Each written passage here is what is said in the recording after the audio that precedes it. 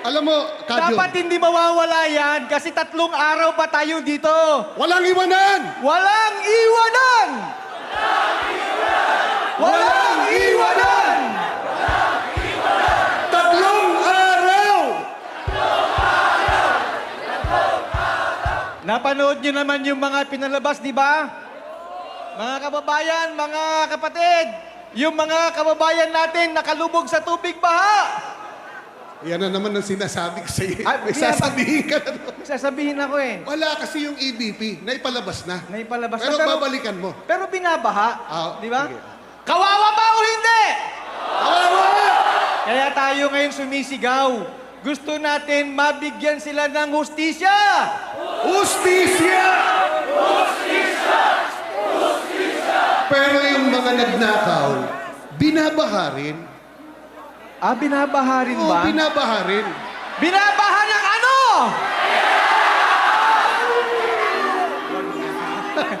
Wag na. Mga kababayan, may babanggitin kami sa inyo. Ano? Kasi kanina binanggit na namin to pero may hindi pa nakarinig. Nagtataka sila bakit daw tayong mga iglesia ni Kristo narito at nagrarally. Bagamat tayo'y mga kaanib sa iglesia ni Kristo, tayo po ay mga Pilipino rin. Pilipino po ba tayo? Sigawan ninyo, kami Pilipino rin. Kami Pilipino rin. Ninakawan din tayo. Ninakawan nga ba tayo? Sigaw natin, kami ninakawan din. Kami ninakawan din. Kami ninakawan din. Ngayon, teka muna, may gagawin Doon ako sila. nakaturo. Doon sa mga ninakaw, di ba? Ah, Yung perang ninakaw, anong dapat gawin? Anong dapat gawin? eh doon sa nagnakaw, anong dapat gawin? Anong dapat gawin? Para malaman natin kung sino talaga yung mga dapat ikulong na yan, dapat maging transparent. Dapat ipakita yung investigasyon. Huwag itago! Sigaw! Huwag itago!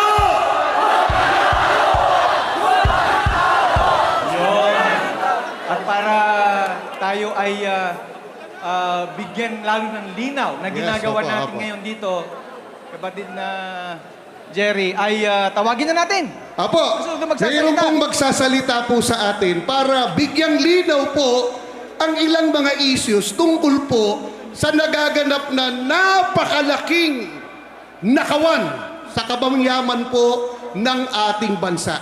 At nang ginagawa natin ngayon na pagkasama-sama para ihayag ang ating damdamin. Apo, Welcome natin. hindi ho tayo naninira. Inihayag lang natin ang ating damdaming pagod na sa ginagawang pagnanakaw sa atin. Narito po, Tawagin na natin. tawagin na natin ang kapatid na Edwin Zabala. Palakpakan po natin.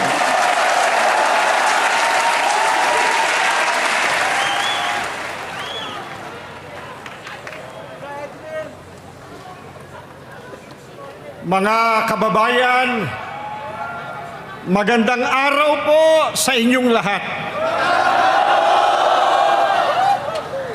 Ang isa po sa mga panawagan natin sa rally na ito ay ang ukol sa transparency o paglalantad ng katotohanan.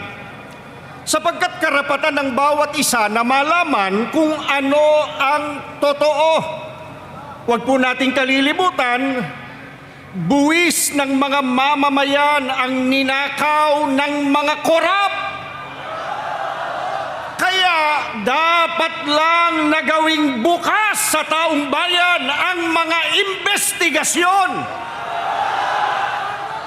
Kaya ang ating pagtitipong ito ay isang mapayapang panawagan na marinig, madama ng mga nasa kapangyarihan ang tinig ng sambayanan. ipakita ang totoo, ilantad ang katiwalian, tuntunin at pangalanan ang mga sangkot, lalo na ang utak ng katiwalian. Hindi dapat itago sa taong bayan ang mga katiwalian at mga magnanakaw, kundi dapat ilantad upang mapanagot at huwag nang pamarisan. Kaya sa isasagawang investigasyon tungkol sa napakalaking nakawan sa kaban ng bayan, ang ating panawagan, simple. Ang ating panawagan, madali pong maunawaan. Maging tapat, maging lantad, huwag ikubli ang mga guilty sa kumot ng kasinungalingan at pagtatakipan.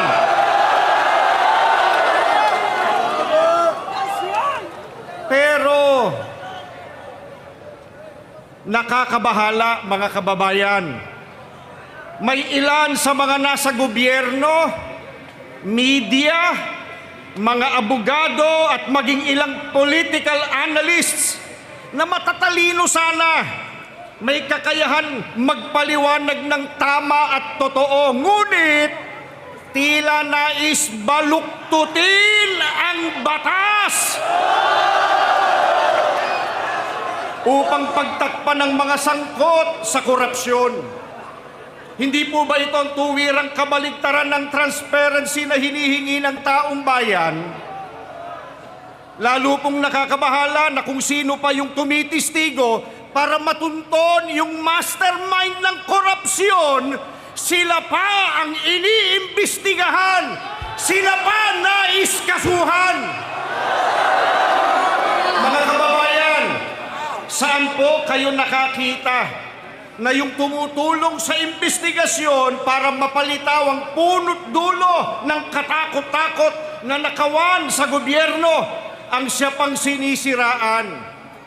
Hindi po ba masyado namang halata na concerted effort ang mga ito para talukbungan ang katotohanan at iligtas ang mga pinakanakinabang sa nakawan? Meron tayong pwedeng sabihin sa kanila, halata kayo. Ano nga sila? Ano nga? Hanggang sa dulo, iparinig natin sa kanila. Ano yon?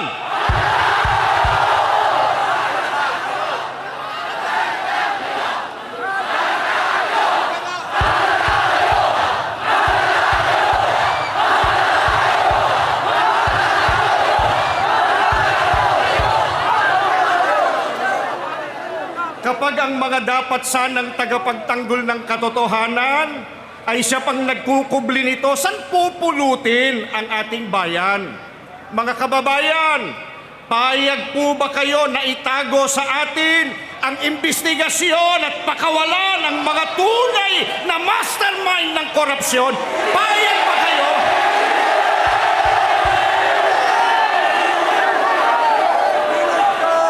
Kaya malinaw po ang ating panawagan. Malinaw po ang ating panawagan. Ang investigasyon ay dapat maging transparent at makatarungan upang mapanagot ang mga nagkasala. Sapagkat kung meron pong pagtatakip, kung meron pong manipulasyon, kung ang batas po ay babaluktutin upang maprotektahan ang mga makapangyarihan, hindi kailanman maghahari ang katarungan at mananatili po na biktima ang sambayanan. Papayag ba kayo?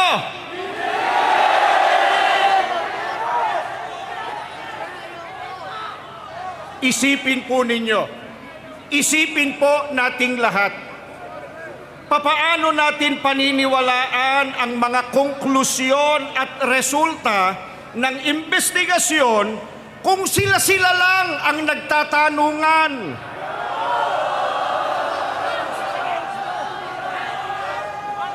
Interesado po interesado po ang marami. Sino-sino yung pinatawag?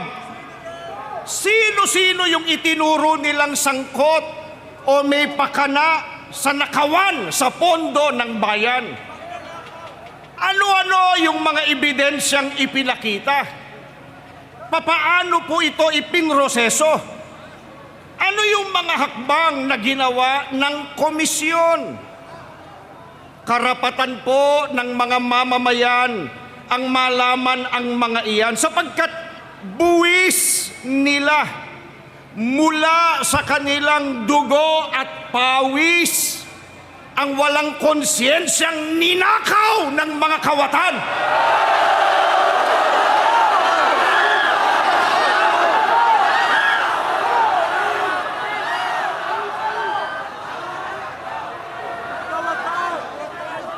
Napanood po natin kanina yung video nung mga ilang...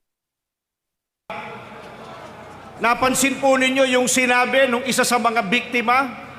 Panawagan niya doon sa mga kawatan. Ang sabi niya, makonsyensya kayo. Nag-iisa lang siya, kaya siguro hindi siya naririnig. Baka dapat tulungan natin. Baka dapat iparinig natin yung makakarating sa dapat na daknan. Sabay-sabay po, sabihin natin, makonsyensya kayo!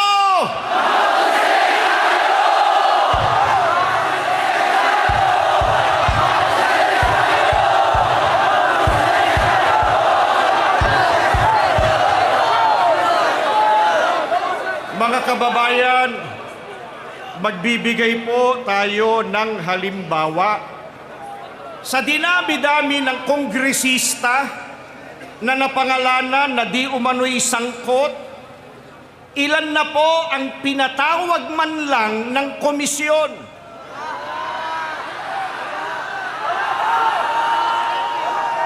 Ilan na ba sa kanila ang inirekomendang kasuhan? Bakit tila kakaunti lang sa kanila ang nasa listahan ng pinakakasuhan? Paano po yung mga hindi man lang ipinatawag? Ibig po bang sabihin, ligtas na po sila nang hindi man lang iniimbestigahan? Ang tanong po ng marami, ano po ang basihan? Bakit sila ay tila inililigtas na sa mga kaso? Karapatan po nating malaman ang mga sagot sa mga iyan. Kaya gusto po natin na buksan sa publiko ang investigasyon. Transparency! Transparency! Transparency!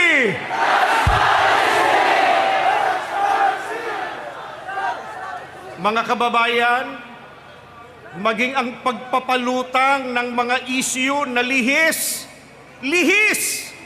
sa pagtunton sa ugat ng katiwalian, isang uri po iyan ng pagtatakip na salungat sa transparency na hangad ng marami. Halimbawa po, para malihis lang ang usapan, ewan namin kung napapansin ninyo, pilit inaangguluhang ang mapayapang pagkilos na ito ay bahagi raw ng planadong destabilisasyon sa gobyerno.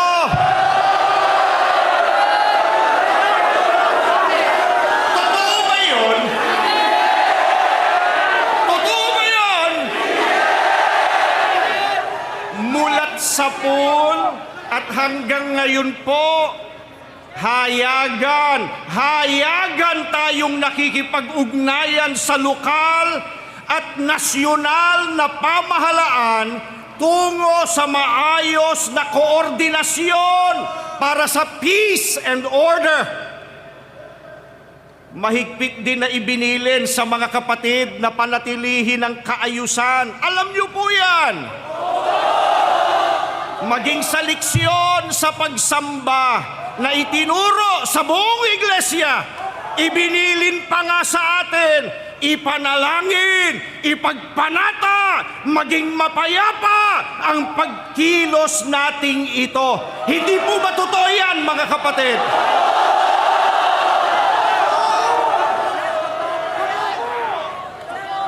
Kaya malinaw po, napakalinaw po, ang walang batayang pagpaparatang at pagdadawit sa iglesia sa kung ano-ano ay isang coordinated diversionary tactic.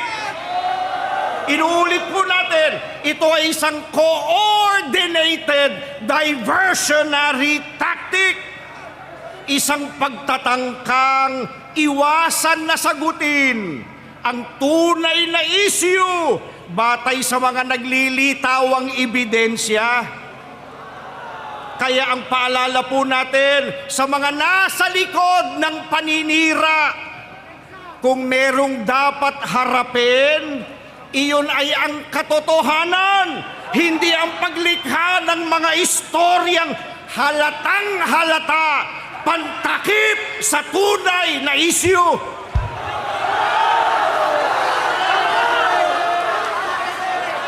Mga kapatid, isipin po natin sandali at sana naririnig tayo nung dapat makarinig nito. Tayo na nga ang ninakawan, tayo pa ang inaakusahang nagde-destabilize. Tatanungin po namin kayo, tayo ba ang nagnakaw? Tayo ba ang nagnakaw? Tayo ba ang nagnakaw? Hindi nga tayo ang nagnakaw. Tayo ay ano?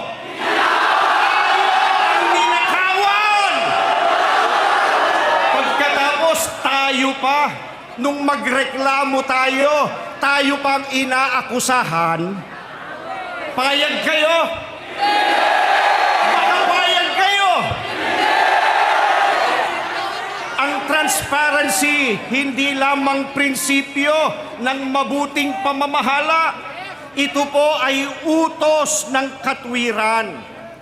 Kapag bukas ang proseso, kapag lantad ang katotohanan, nagkakaroon ng tiwala ang mga mamamayan. Ngunit, kapag may pagtatago at panlilinlang, lumalaganap ang kawalan ng tiwala, lumalaganap ang galit, lumalaganap ang pagkakawatak-watak.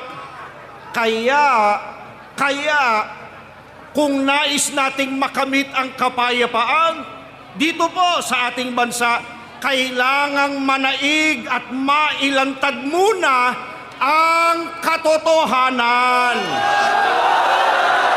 Katotohanan ang dapat ilantad. Iparinig natin sa kanila ano po dapat gawin sa katotohanan. Iparinig! Mahina raw!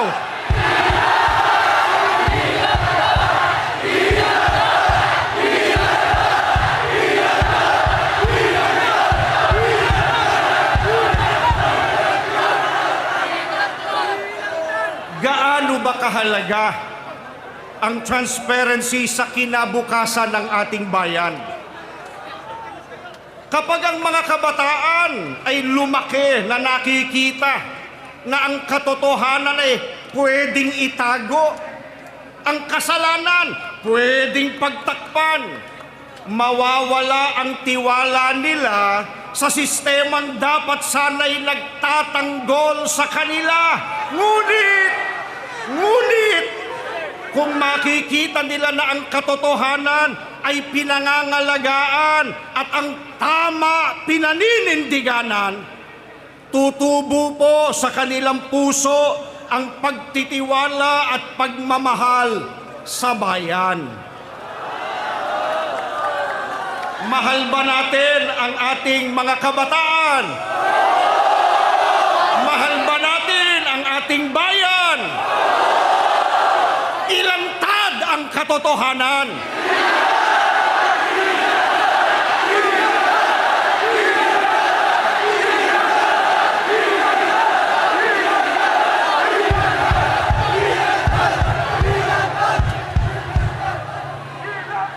Kaya't ang panawagan natin para sa transparency, hindi lamang po para sa kasalukuyan, kundi para sa mga susunod na henerasyon ng mga Pilipino.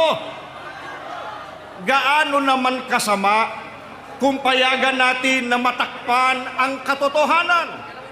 Sa tuwing nananahimik po tayo sa pagtatakip sa katotohanan, nagiging kasabwat tayo sa kasamaan. Kapag payag tayo na mamayani ang pagtatakipan at ang kasinungalingan, ano po katumbas niyan? Pinapayagan natin na patuloy na abusuhin ng mga kawatan ang ating bayan.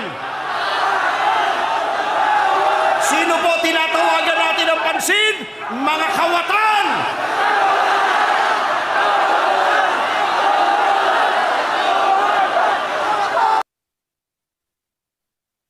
Kaya ngayon, tumitindig po tayo, mga kababayan. Ipinaglalaban natin ang karapatan ng bawat Pilipino na malaman ang totoo. Dahil sa liwanag ng katotohanan, doon lamang muling mabubuo ang tiwala ng mamamayan sa pamahalaan. Kaya, habang isinisigaw natin ang ating mga panawagan, kasabay po nito ang ating mga kahilingan.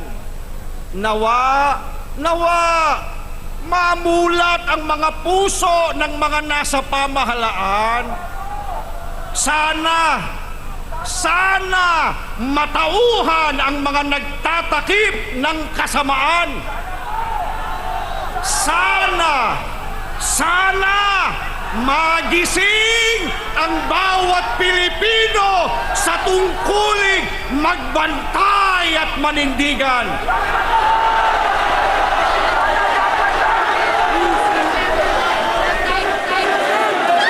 Sapagkat sa panahong ito po ng kawalan ng katiyakan, ang pagiging tapat at totoo ang pinakamataas na anyo ng pagmamahal sa ating bayan.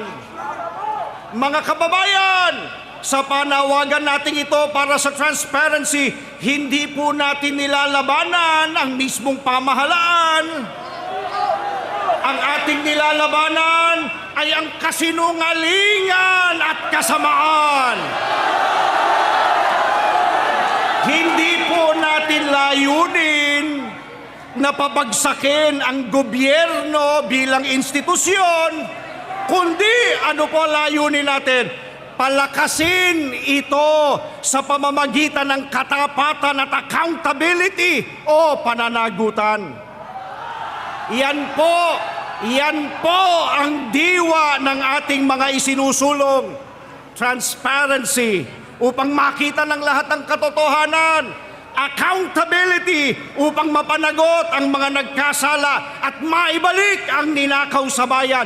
Justice upang pairali ng batas ng walang kinikilingan. Baka hindi nila tayo narinig.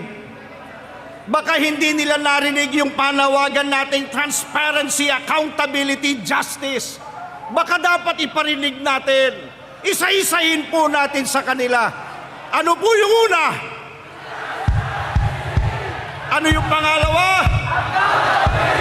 Isigaw natin yung pangatlo. Mga kababayan, ang ating panawagan po para sa liwanag.